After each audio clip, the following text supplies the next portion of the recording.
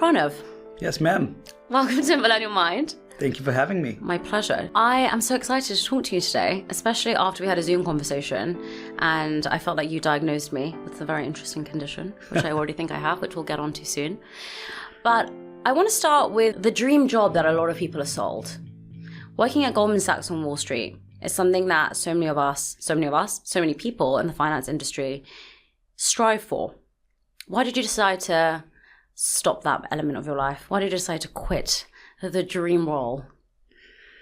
Well, most dreams seem dreamlike and dreamy because you don't have them. And they become a reality when you have a piece of it. And it gives you an insight into what this path looks like. And of course, like everything about being at Goldman, whether it was the pedigree, and this was the time where there's no greater company in the world. So the pedigree, the money, the recognition, all of these things are both addictive personally and lead to a certain amount of social validation and therefore make up the part of the dream. Yeah. I'd never known anybody who'd gone in those professions. So I had no reference point except for the picture that was painted in the world. But once I got there, I did not see a single person who I wanted to be like when I was 50 years old. And, first that leads you to this conundrum as a young person, and it did that to me. Yeah. And after, just trying to actually look at all data points I could find for myself within that dream world, I found that this was no longer the dream that I wanted to pursue. So it was as simple as that. All the things that were great about it continue to be great. Right. The promise is the promise as it is sold. I don't think anybody misleads you into believing something that it is not. It is just that I didn't know enough going in. And once I found out more, I wanted something else. I am interested to know, when you've dreamed of something for so long, like a job, and this applies for anyone in any industry, and then you get it, and then you no longer want to do it, what the hell do you do? Because this is something you've worked for. This is something you've invested a lot of money in your school fees in. And to then turn around and be like, it's a bit hard, don't really like it, don't really see anyone I'm inspired by. Where do you go from there? Inside. Right? Like the answers to most things, and it's a little cliched because I'm not like a spiritual guru or anything. You are so far. The answers for most things are found inside. And you get to decide who you want to be. And you have to create an informing image of who you want to be. And then you have to find the things that seemingly will take you there. What I wanted to be was, successful or seemingly successful in a certain way. And Goldman was a part of that story. Yeah. But once I found out what the rest of the things that come with it, I had to look back inside and find out where I wanted to, what kind of success I wanted. Now, there were accents on that success, which as someone who didn't have anything, I had no context for that idea. There's a couplet by Javed Akhtar, and I'll say it in Urdu first for effect. He says, "Jo kabhi socha tha, wo to pa liya hai. But jo kho diya hai, wo cheez kya thi?" So what I once wanted, I have gotten all of it. I'm going to cry. So what I once wanted, I have all of it. Yes. But what I lost in the process, what was that thing? And so, it is literally about going back, revisiting yourself. And if you hadn't spent enough time getting to know yourself better, become quote unquote one with your subconscious, and find out who it is that you want to be and what steps that will take you there. And if they don't, then you pivot again. Right. Revisit the core again and pivot again till you actually get to the right place. And guess what? Because you're dynamically changing at all times, when you revisit yourself, you find a different self or a different accent. Yes. And there's a different thing to follow. But rather than following the externalities, it's better to follow the internalities, because you at least feel in sync with what you're following. And is that what you did?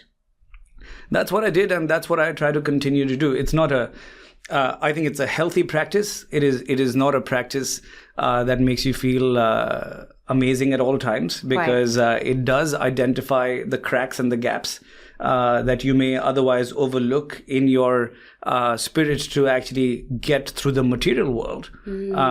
So you may spend an outstanding day doing podcasts with famous people like yourself, and you may come back home and still wonder, what am I doing? But you got to be okay with going through those feelings if you really have to figure out what it is that you truly are driven by.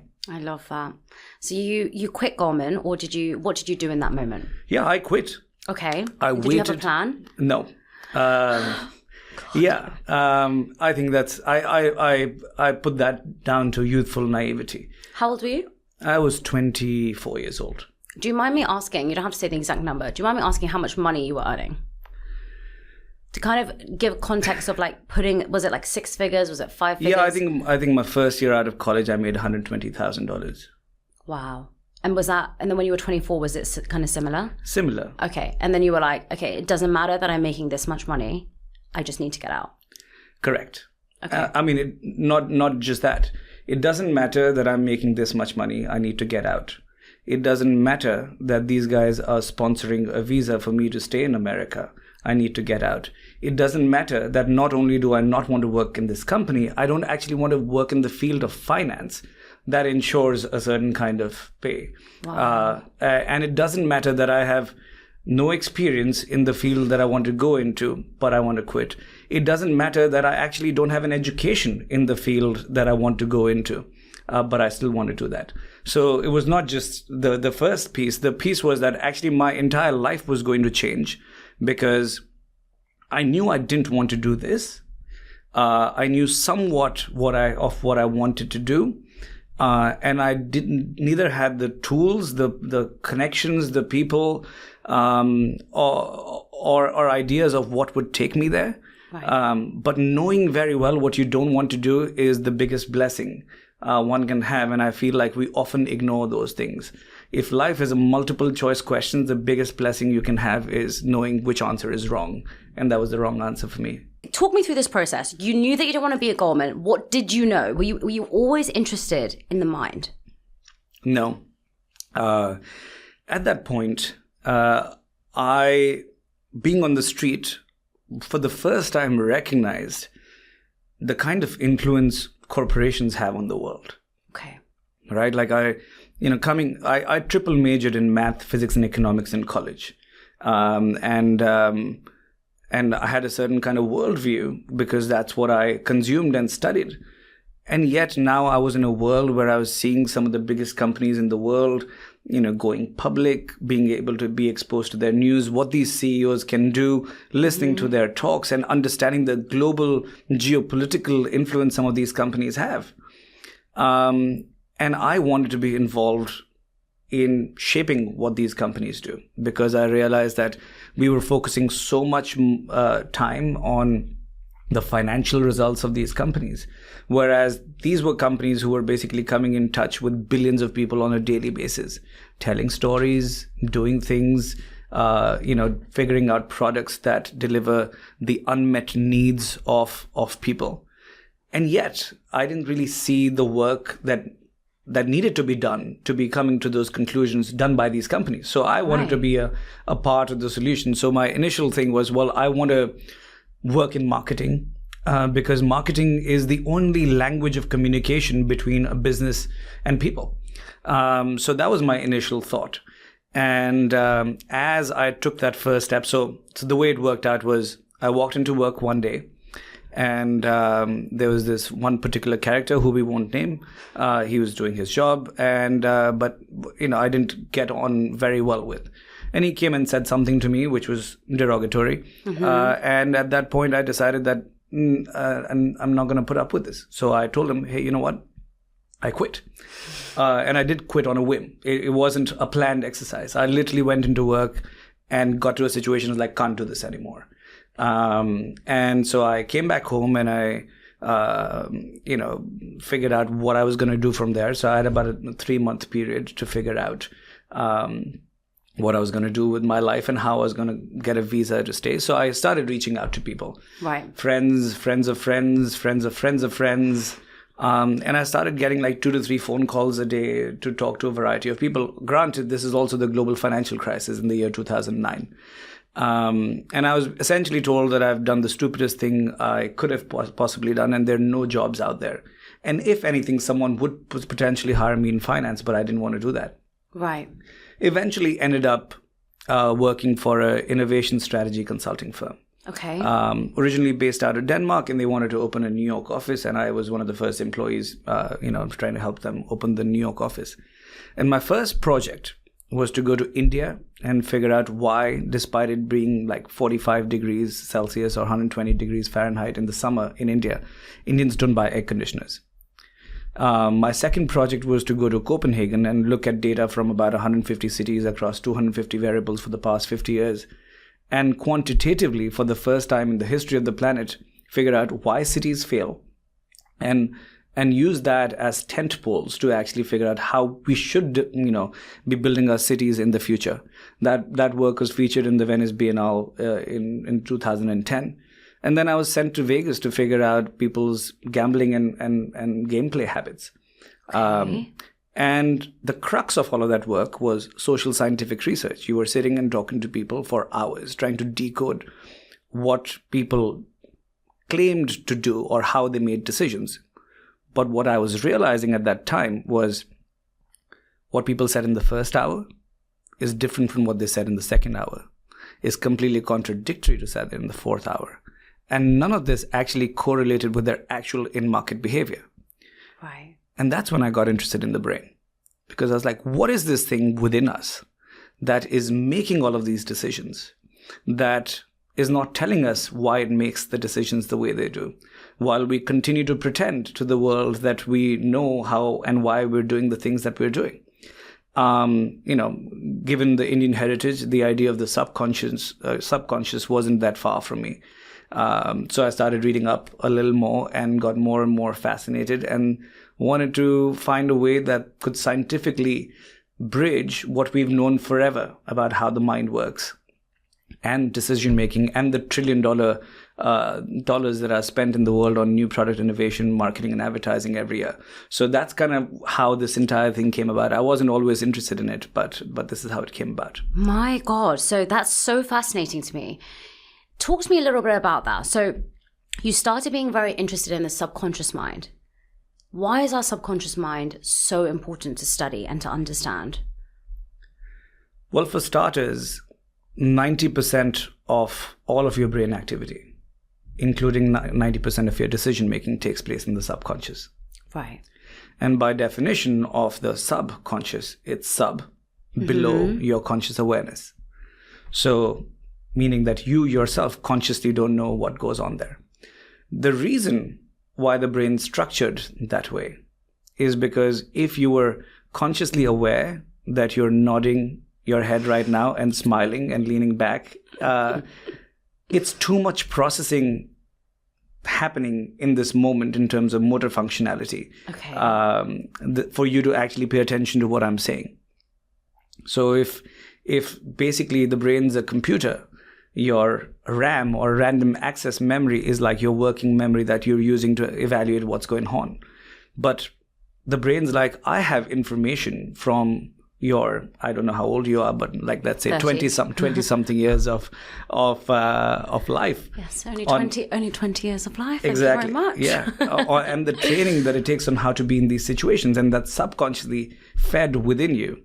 Right. And you are using that information to actually make subconsciously decisions around how to sit straight and smile and nod and do all of the things, while you use your random access memory, your RAM, your working memory, to essentially understand what I'm saying. That's just one example of how this plays. But now think about how a worldview is built. Think about how a person is built. A person is built on their experiences. And everything you've experienced in your life, your parents holding your hand, teaching you how to walk, knowing exactly how to balance, knowing how to speak, knowing how to sound, like, again, each one for the first layer of information.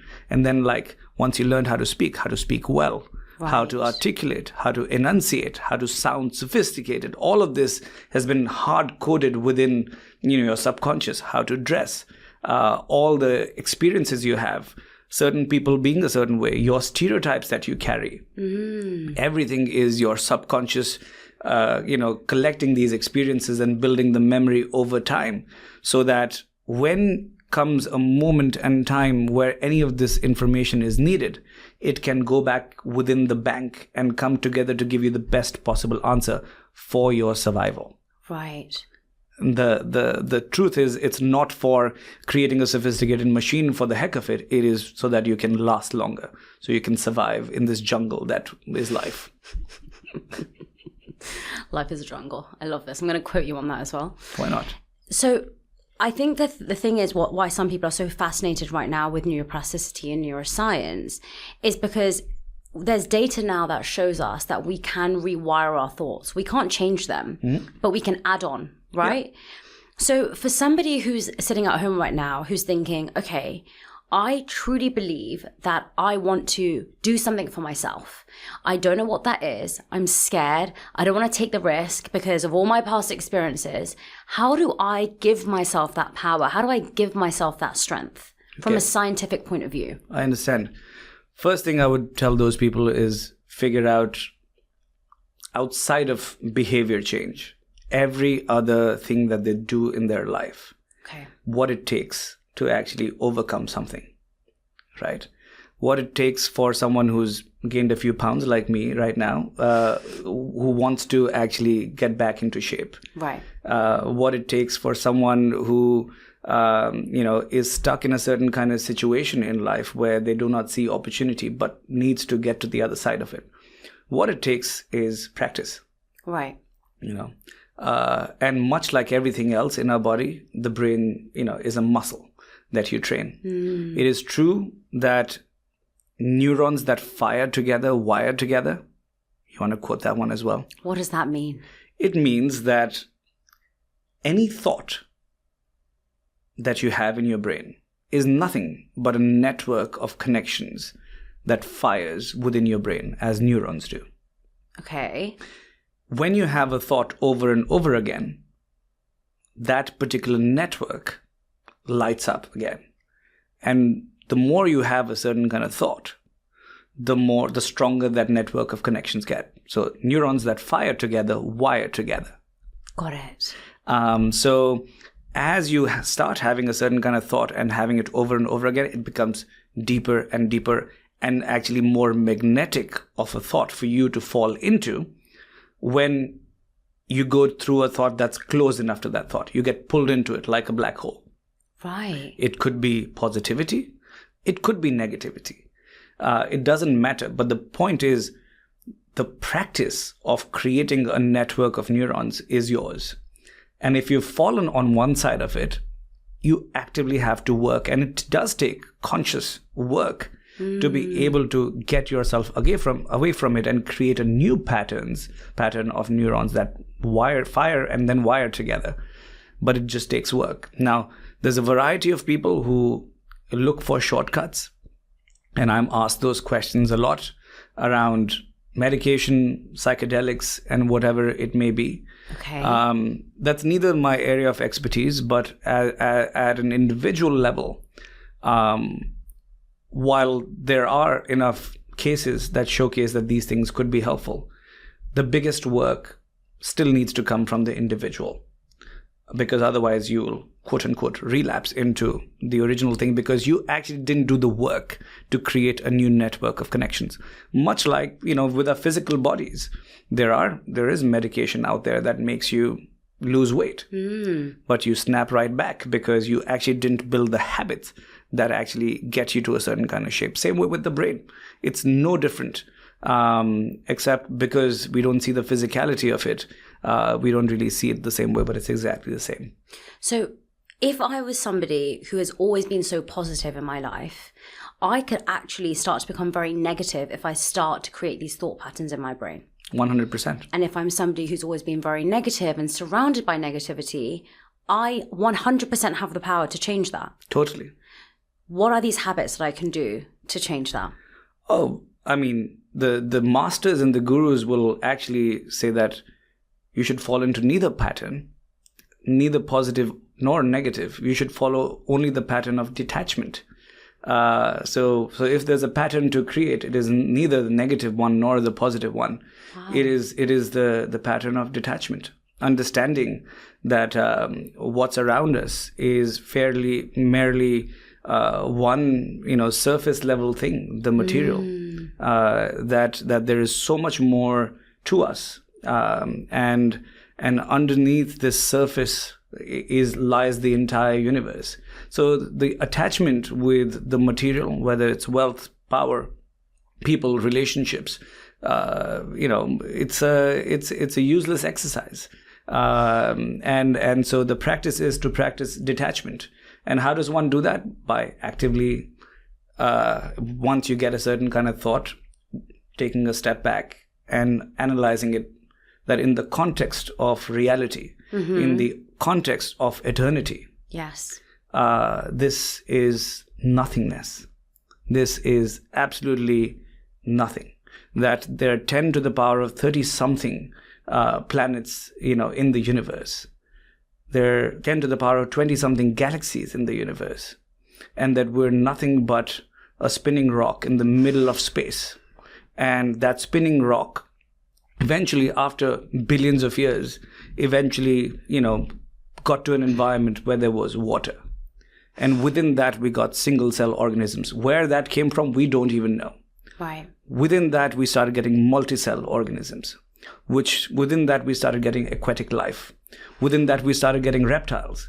Within that, we actually, evolved into mammals, and then thought and consciousness. And to that, only 100,000 years ago, we came about and built this entire life around us. And for the 3,000 years of history that's written about us, we've struggled with the same questions, and their answers are found in this exact same thing, which is detachment with the material. And so there's nothing else to practice but that. One of the best things I love about this podcast is that I can challenge guests to challenge me. So everything you've just said is wonderful in practice. I want you to take my position. And please challenge me, because I like it.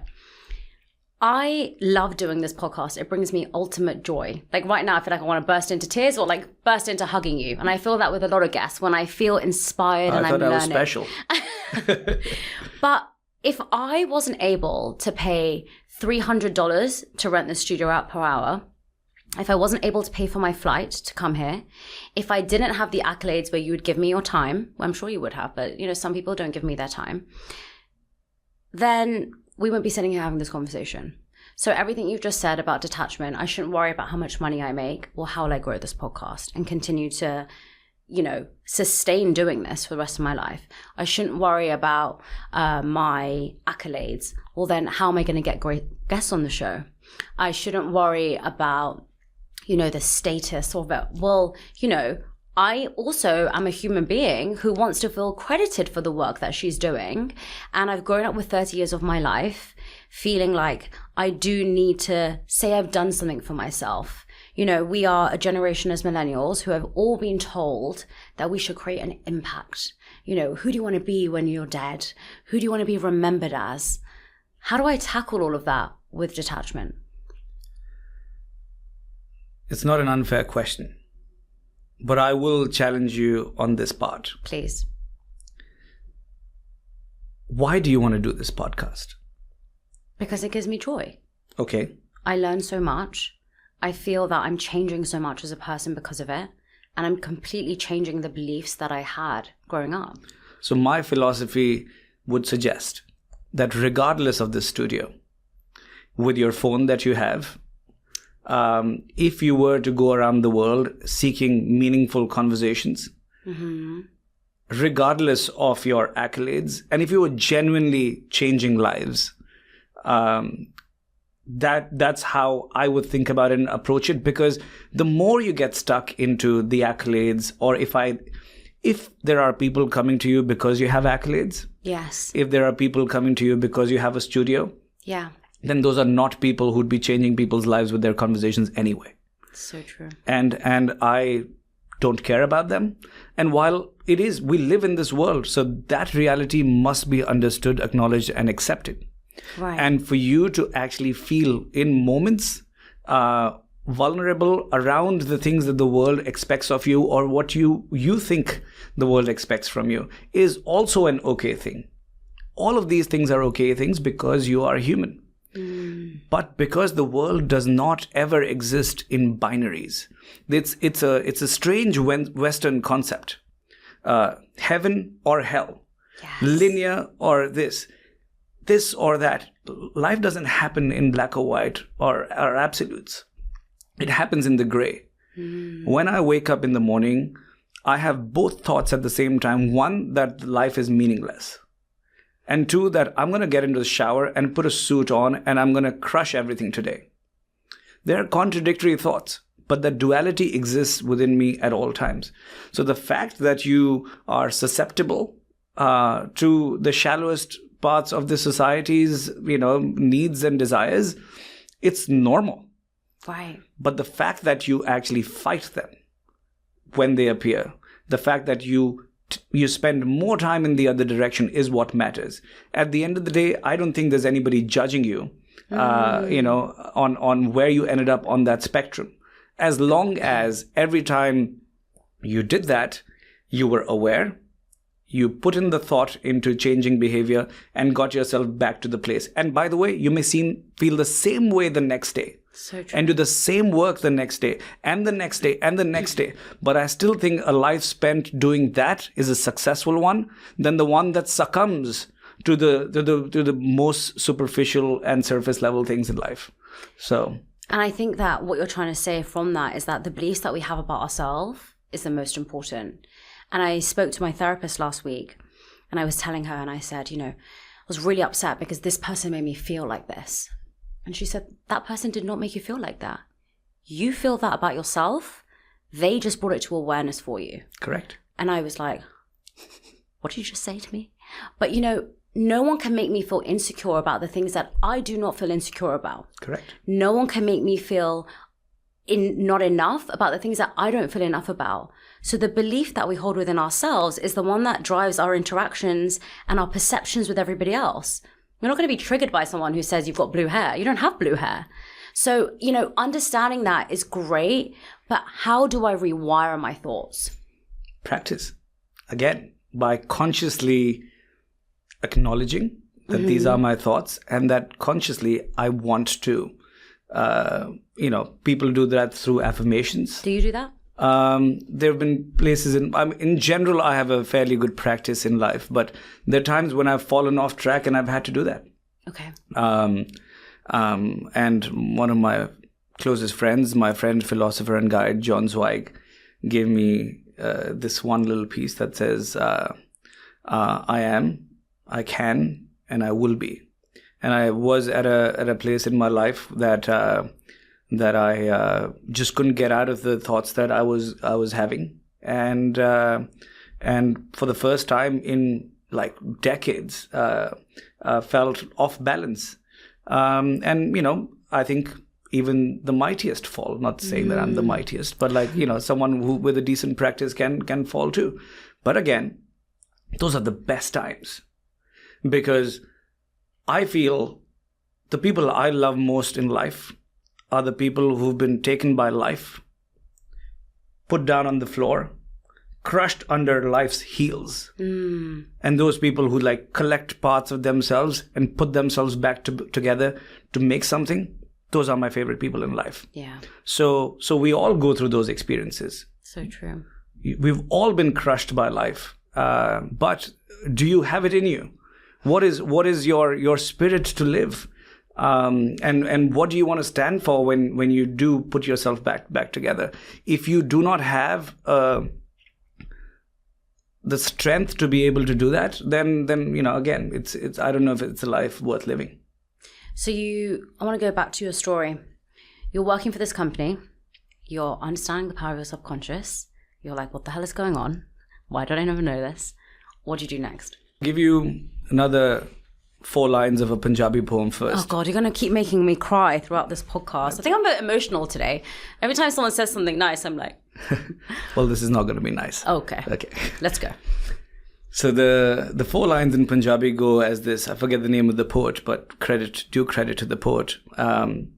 Says, Kuch unj vi raਵਾਂ ਔਖੀਆਂ ਸਨ, ਕੁਝ ਦਿਲ ਵਿੱਚ ਗਮਾਦਤ ਤੋਕ ਵੀ ਸੀ, ਕੁਝ ਸ਼ਹਿਰ ਦੇ ਲੋਕ ਵੀ ਜ਼ਾਲਿਮ ਸਨ, ਕੁਝ ਸਾਨੂੰ ਮਰਨ ਦਾ ਸ਼ੌਕ ਵੀ ਸੀ. What it means is, some of it was that the path was hard. Some of it was that the path was hard. Some of it was that I was carrying a lot of pain in my heart. So some of it was the path was hard. Some of it was I was carrying a lot of pain in my heart. Some of it was that the people in this town were evil.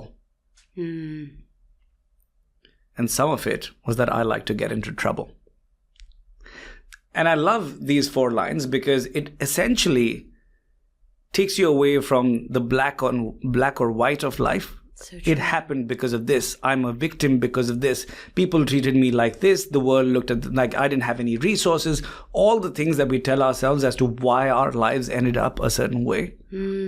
Whereas these 4 lines tell you it's not one thing. Yes. Some of it was that the path was hard. I chose a hard journey. Some of it was that actually I was carrying a lot of pain in my heart. Some of it was, these people were evil. But some of it was that I like to get into trouble.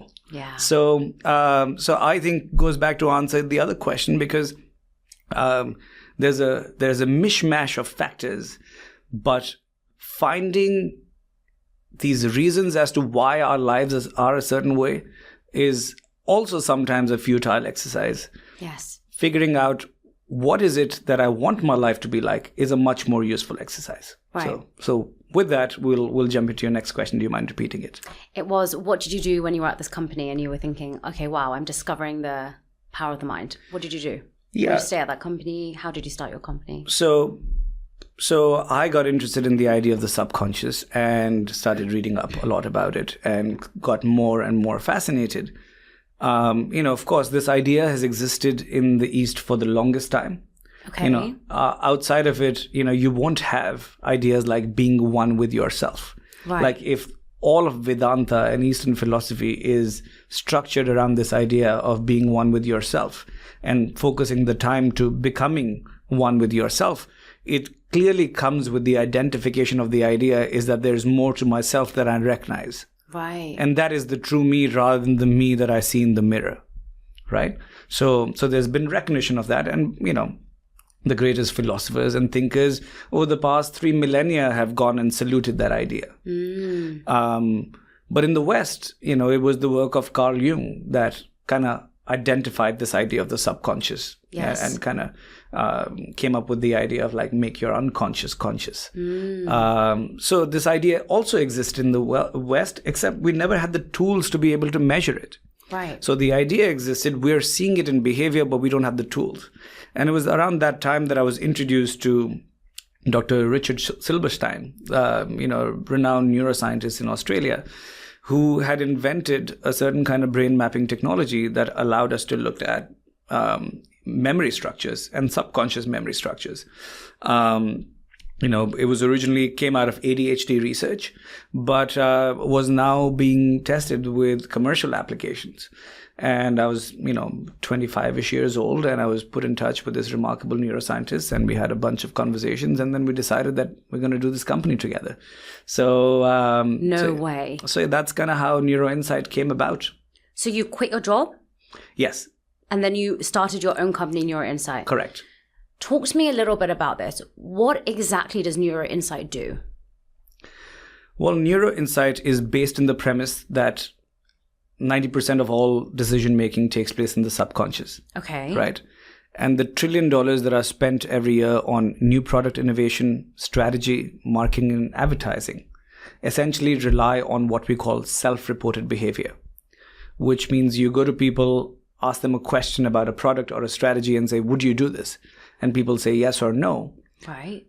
But that their word correlates to in-market effectiveness at a 24% level, which means that we're wasting $750 billion out of the $1 trillion that we're spending. So NeuroInsight, having invented this technology, essentially looks at the subconscious drivers of motivation and figures out for brands, governments, publishers, not-for-profits, what leads to behavior change and whether or not a story, a product, an idea, a strategy, a core truth resonates with people at a deep subconscious level or not. And how do we use that information to shape our products, our strategy, our marketing, our advertising? Give me an example of like a huge company that you've done this for. I mean, there are many big companies we've done this for. Let's take a nice example of the UN World Food Program. Okay. Right. Forever, the communication of the food program, which has a remarkable purpose, by the way, right? I find it to be a remarkable organization, and it does bother me and deeply affects me that there's close to 1 billion people who get to sleep hungry every night. I think the world is far beyond that. This coffee that I bought, a well coffee from Pret, is $4.90. It's not a sophisticated latte or anything. $4.90 for this, and we're spending this every day in big cities, right? Yeah. New York is a joke, by the way. Yeah. I just breathe, and I'm just like, how is it so expensive here? And yet there's 1 billion people in the world who go hungry every night. Yes. Okay. Now, this organization with the best purpose for years has used the tools of showcasing people from more impoverished backgrounds in different parts of the world to raise awareness of the issue and then ask for donations. Okay. Ask for money. But because, as we discussed earlier, you are built on your myths, your stories, your songs, and your rituals, if you haven't consumed stories around these people, then these are just caricatures to you. Yes. And your best exposure to them is like a Slumdog Millionaire kind of exposure, right? You don't know what their lives are like. You don't have any reference points. Of course. And therefore, it essentially fails to move you. It fails to move you because you are not familiar with the idea. So true. And so when we worked with them, we were able to actually identify, for the variety of places that we work in with them, what are the local myths, stories, songs, and rituals? What are the stories and the imagery that these people do find moving? And how do we integrate the idea of hunger, which needs to be eradicated within that world to actually get them to donate to the cause? Because if I haven't spoken to you in a language that you understand, I could be speaking the best words, but doesn't mean anything. Yes. So I need to meet you where you are. Of course, we've done this for brands like T-Mobile and Anheuser-Busch and a variety of other things. But I'll give you another example that is non-brand related because I think these things need to be spoken about. When the COVID vaccine came out, America quite literally took two sides. Correct. One that believes in science and says, well, these clinical trials are valid. The other that denies their validity. And how did we deal with the other side? By telling them, you are stupid. You haven't read the scientific papers. You're wrong. Do you think that changes behavior? No. It doesn't. Telling someone that they're wrong is the worst way to actually convince them to do something otherwise. The only way you're going to get someone who doesn't believe in the idea of a COVID vaccine to take the COVID vaccine is to start with their truth.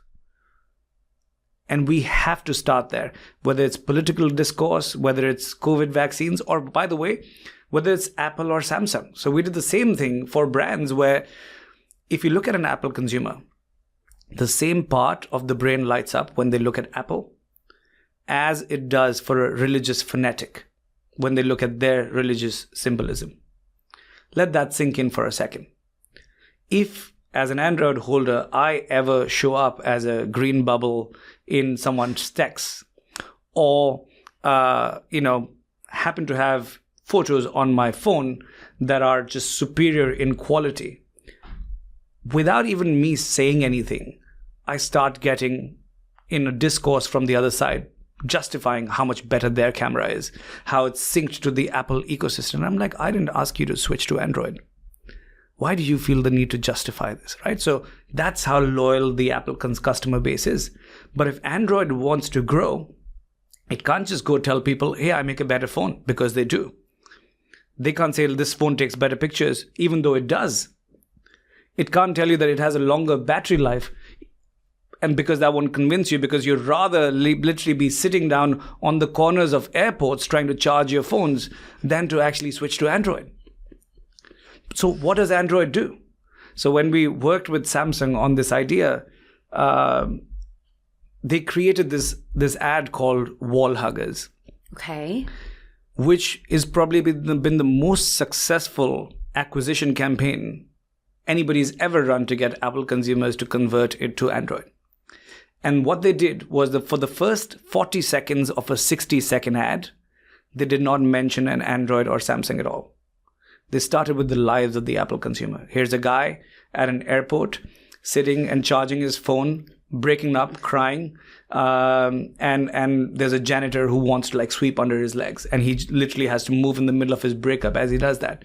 And they show a variety of people who are doing that, because this is the everyday life of an Apple consumer with bad battery life. I mean, it's improved now. 100% true. And so eventually, two friends are checking into the plane, and one asks the other, do you want to charge your phone? And he says no. And that was about the ad. So they started with the inherent truth. And traditionally what we've done is we've kind of equated the phone to a ballerina that floats through the things, and it has this beautiful curves and camera and battery life. And they were not convincing enough arguments, because the moment someone said, hey, I'm Samsung, I'm beautiful and I'm glorious, the Apple consumer just shut off. Wow. So what we do is decode the fundamental drivers of motivation for a set of audience, and then build the story that you then get to tell them. That is so powerful. So figure out what the truth is, figure out what the script is, and flip it. That's your secret formula. The first part is correct. Figure out. And the rest is literally up to you as a creative storyteller, right? Because at the end of the day, the human brain is a pattern-seeking and storytelling device.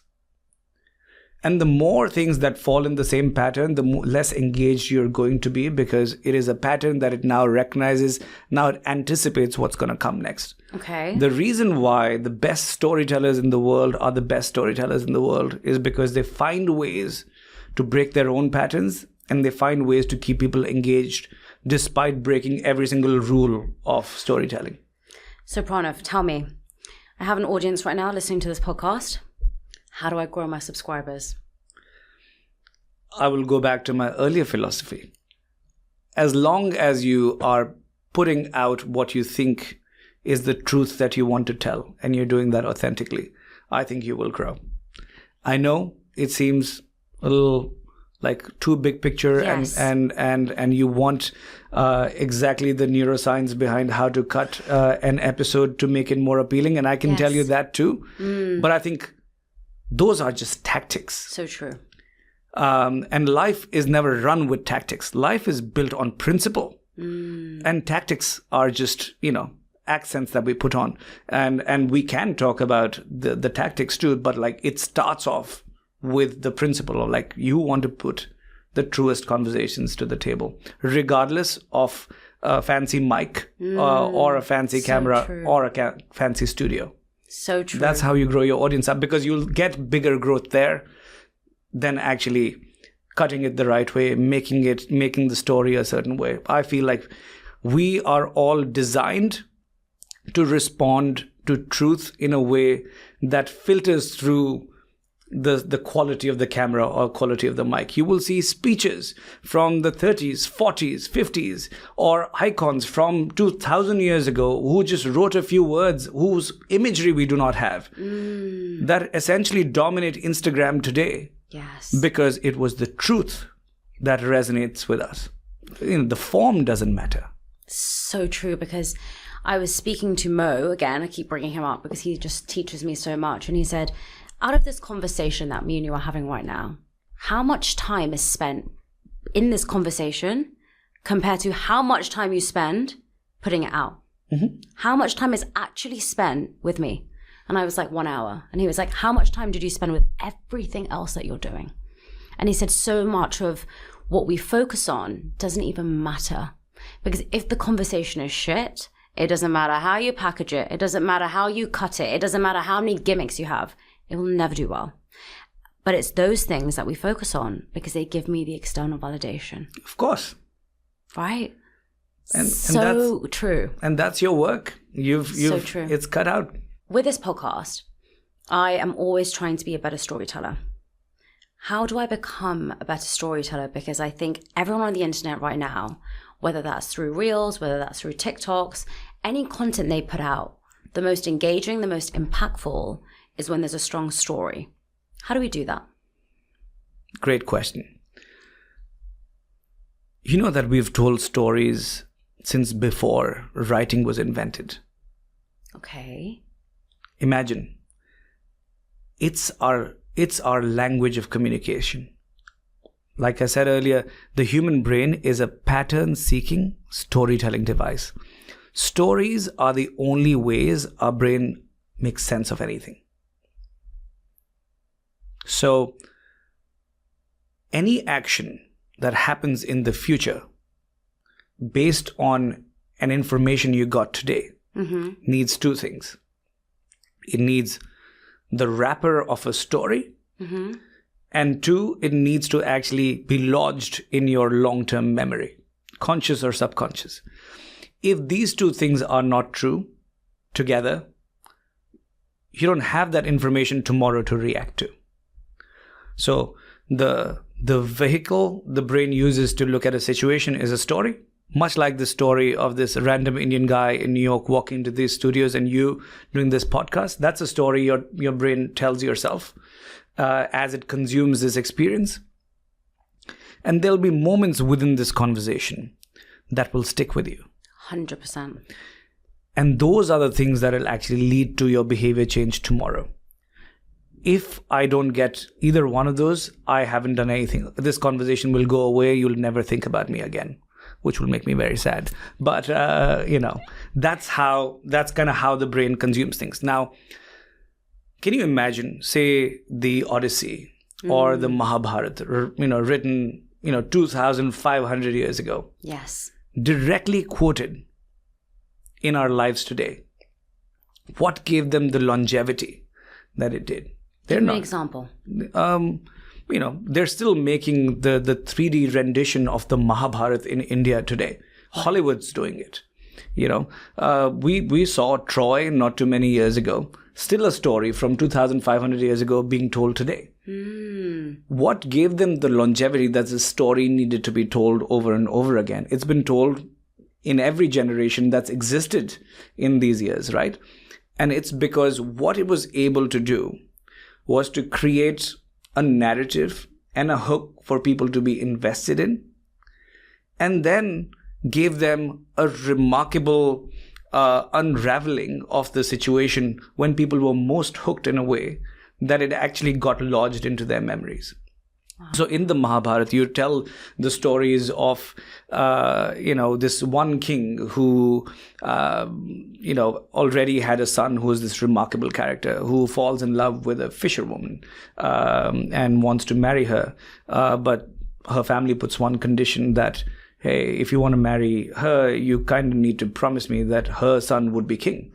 Now, he's very upset because he's very fond of his first son and wants him to be king. But he's upset because he can't have his lover. So his son comes through and says, listen, I'm happy not to be king. You can marry her. Then that story progresses. Then there are 3 sons born. The oldest one is blind. The next one is a little weak. The third one is smart but not capable to be king. So when the throne is going to somebody, they don't make the blind man the king, even though he's the eldest, because that's the tradition. They go to the second guy. The second guy has 5 sons. The first guy, the blind one, has 100. Don't ask me how. But now now that the next king is supposed to come up, the question is, whose sons will be king? And that's the premise of the entire Mahabharata. So now you have few generations and you're invested, and it's a property dispute, it's a moral dispute, it's a battle of good versus bad, and now you're engaged in this story. And now when the greatest warrior in the world, in Arjun, whose charioteer is Krishna, is going to the battlefield on the first day of this mega war that's going to happen, the greatest warrior in the world gets cold feet.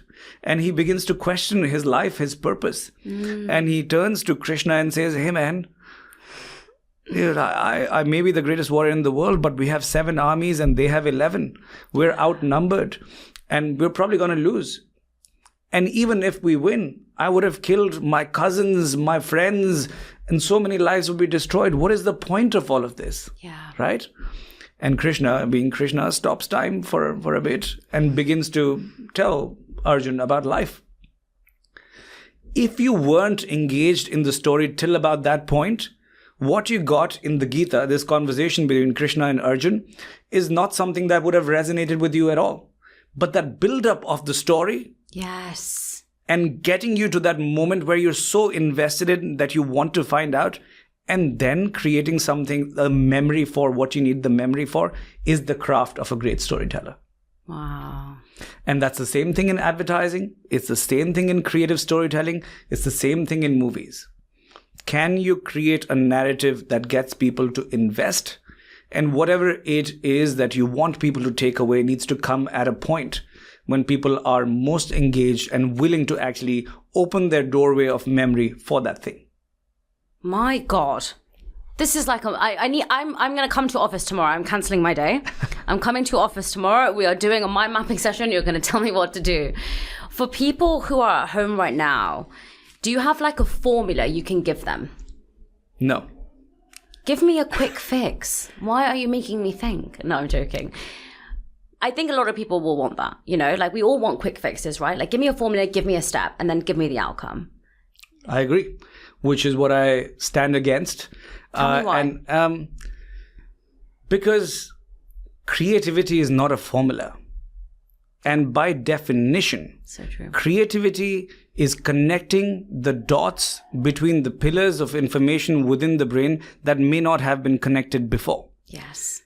The moment I give you a formula, by definition, creativity seeks to break it. And that's where we need to be.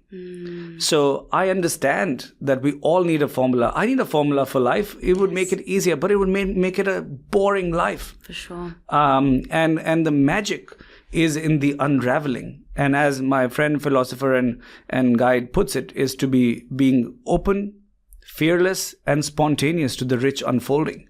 And so I stand against formulas. I love that, because the reason why I asked you that question is there's been so many times in my life where I've just wanted the answer to get to the outcome. And the best things that I've done haven't followed a particular path. I've created them for myself. And it's the same with this podcast. If someone told me this is what you need to do to start a podcast, I wouldn't have found this journey in the way that I did. And I was explaining the story to someone else. You know, it was exactly 5 years ago this month that I came to New York. And I just said to Rashma, my auntie, who had met twice, hey, can I just shadow you for a day? And she was like, yeah, cool. Come if you want. And just happened that day she was recording a podcast. And it just happened that I watched her and in that moment thought, oh, that's not in a studio. You don't have a producer. You don't have all this fancy equipment. You have one mic and a room with no windows. I have a garage. I can buy a £50 mic.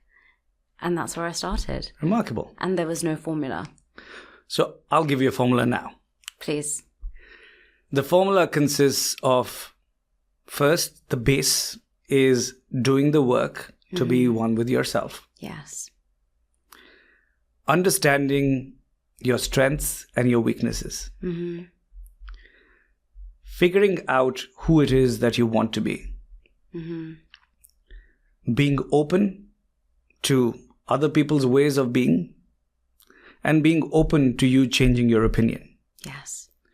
And then giving it all you got on top of that to become who it is that you want to be, with the understanding that in this path, shall I need to change? Mm-hmm. I shall. With the new me defining which way I want to go. I think that's a formula. For sure. I have been so inspired by this conversation. I'm probably going to listen to it about 6 times, and I do that with some podcasts. I listen to it over and over again because every time there'll be something that I've missed that I'll pick up. I'm so grateful for you coming on and for inspiring me, and I'm sure you're going to inspire everyone at home too. I'm grateful as well. Thank you for having me.